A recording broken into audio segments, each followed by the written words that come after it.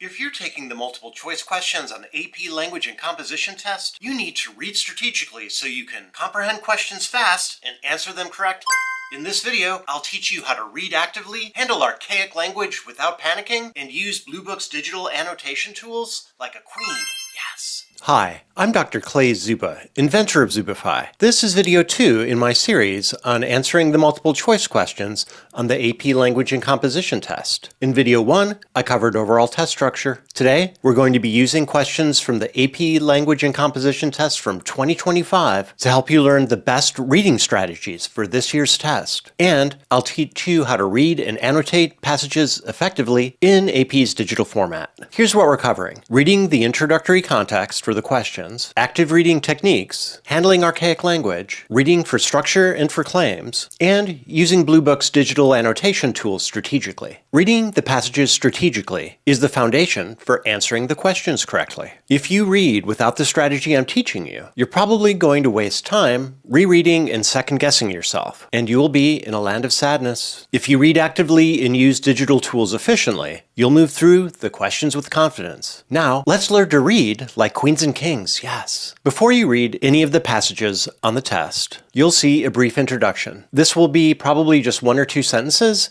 but you should never, ever skip it. For example, this passage is introduced with the section that says, "The following passage is excerpted from a book published in 2002. This introduction tells you critical information about the rhetorical situation. Who wrote this? When was it written? What's the general topic?" This is free information that helps you read with context. For example, in this first passage, you already know that this is nonfiction, it's relatively recent, and that it will use contemporary language and style. Another passage intro says, "The following passage is excerpted from a speech delivered in 1910. What? Now you know you're reading a speech, which means you're reading persuasive and probably strong rhetoric. You also know that it's over 100 years old and that you should expect some archaic language and an older writing style. The introduction gives you the rhetorical situation before you even start reading. Use it to prepare yourself for what's coming. Read the introduction every single time. This takes 5 seconds and it provides you context that helps you understand the entire passage. Now let's talk about active reading, because most students think that they're reading actively when they're actually just moving their eyes up and down a screen. Active reading means reading with specific purposes. You're looking for particular elements in the passage. You're reading questions in your brain, and your brain is big and smart. Your brain can not only comprehend, it can analyze as you're reading. And that's what you need your brain to do here. When you read actively, you ask your questions these questions as you read. 1. What's the writer's main claim or argument? What is this passage trying to say overall? What position is the writer taking? 2. How is this passage structured? How does it begin? How does it develop? How does it conclude? Are there clear sections or shifts in tone or argument? 3. What rhetorical choices is the writer making? What's the tone? What kind of evidence appears? What's the style like? You don't need to understand every single word or memorize any details. You do need to understand the overall structure, the main argument, and the writer's approach. As you read, you should be mentally noting things like, okay, paragraph 1's introducing the topic, paragraph 2's giving background information,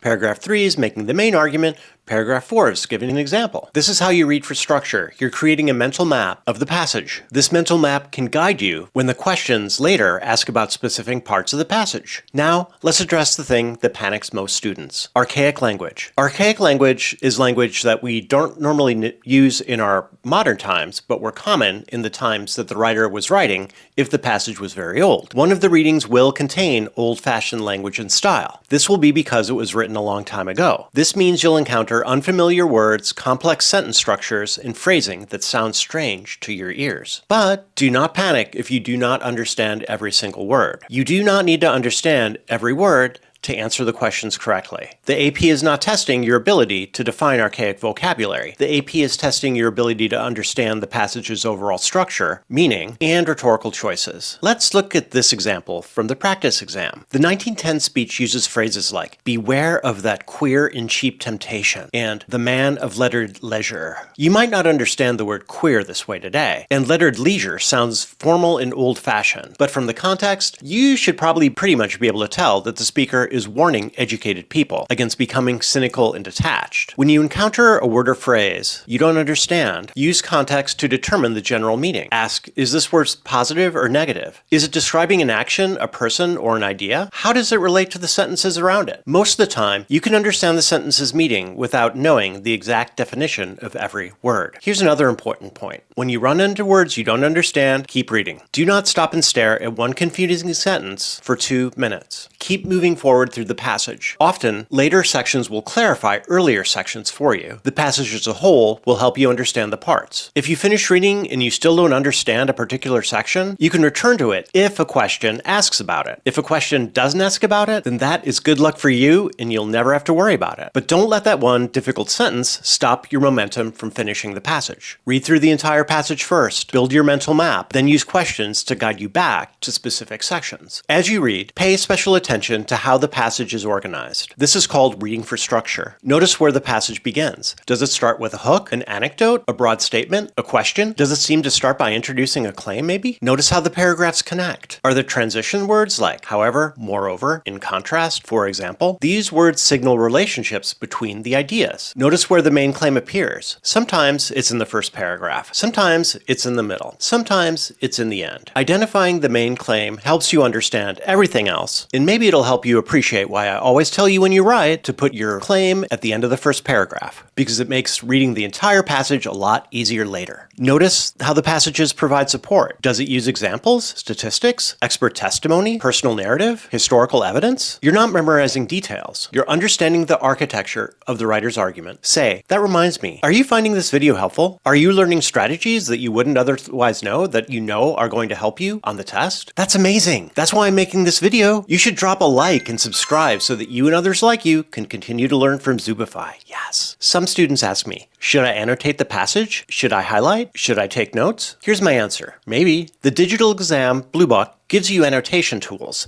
and you should know how to use them strategically. Blue Book provides 3 main annotation features: highlighting, adding annotations, and marking questions for review. You'll also get scratch paper from the proctor if you want to take handwritten notes. That paper won't be graded, but it's often useful for mapping the structure of the argument in ways that annotation doesn't capture easily. If you're a fast reader who can build a strong mental map without marking anything, you don't need to annotate. Every click takes time, and you need that time to answer questions correctly later. But if you know that you benefit from marking up the text to remember where key ideas are located, use the annotation strategically. Here's what I mean by strategic. Highlight the main claim once you identify it. Highlight major transitions between paragraphs and sections. If you see a particularly strong example or piece of evidence, highlight it. You can also add brief digital annotations for quick annotations like main arg for main argument or EX for example. Here's some good news. The passages already have paragraph numbers on the left side. You don't need to number them yourself. The questions will reference specific paragraphs by number, like paragraph 4, sentence 2, so you can navigate directly to the relevant section. Don't highlight entire sentences or paragraphs. Don't write lengthy annotations trying to summarize every section. That doesn't help you answer questions later because you don't know what questions we'll be asking. The passage remains on your screen while you answer the questions for that passage. So you can scroll back to any section, and you can scroll back to any section later. Your job during the reading is to understand the overall structure and argument, not to create a perfectly annotated argument. Here's the strategic, practical approach that I recommend. On your first time through a passage, just read it. Build your mental map. If highlighting a few key moments helps you understand the structure, do so minimally using the digital highlighter. Then, when you get to specific questions, use the questions to guide you back to specific sections for closer reading. Let's talk about reading speed, because this is where most students struggle. You have roughly 8 to 10 minutes per passage, including both reading time and question answering time. This means you need to read each passage in about 3 or 4 minutes if you want to have time to answer all the questions. 3 or 4 minutes might sound fast, but it's completely achievable if you read actively for structure rather than trying to memorize details. Here's what slows students down: rereading the same section multiple times before moving forward. Stop doing that. You're not helping yourself. Keep reading, keep moving forward. Read through the entire passage once, actively building your mental map. Do not reread sections on your first pass unless you're completely lost. Keep moving forward. If you finish reading and feel uncertain about parts of the passage, that's okay. That's normal. The questions will guide you back to specific sections, and you can reread those sections with specific purpose. Remember,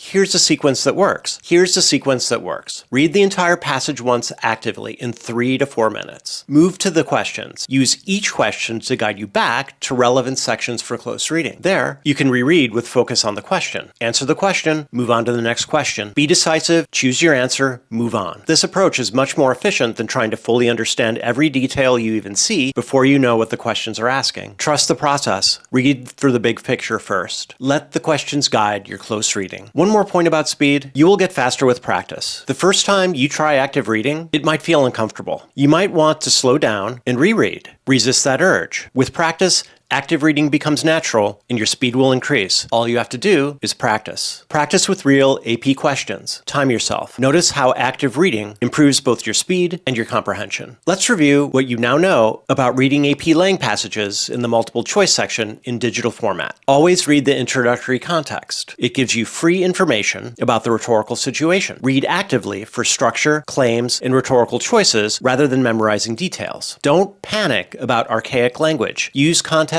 and keep moving forward. Use Bluebook's digital annotation tools strategically. Highlight main claims, mark transitions, and add brief notes only if it helps you map the passage's structure. And manage your speed by reading the full passage once in 3 to 4 minutes, then using the questions to guide you back for closer reading when it matters. You now have a systematic approach to reading digital passages in Bluebook for the AP exam. No more panic. No more wasted time in rereading. In video 3, I'll teach you the complete process of elimination method for answering questions, and we'll walk through real examples together so you can see how active reading translates into correct answers in the digital format. Drop a comment telling me what specific reading passage you face. Archaic language, reading speed, digital annotation, or something completely different? I'll address it later in future videos. Thanks for watching Zubafy. Remember, come back for more Zubafy.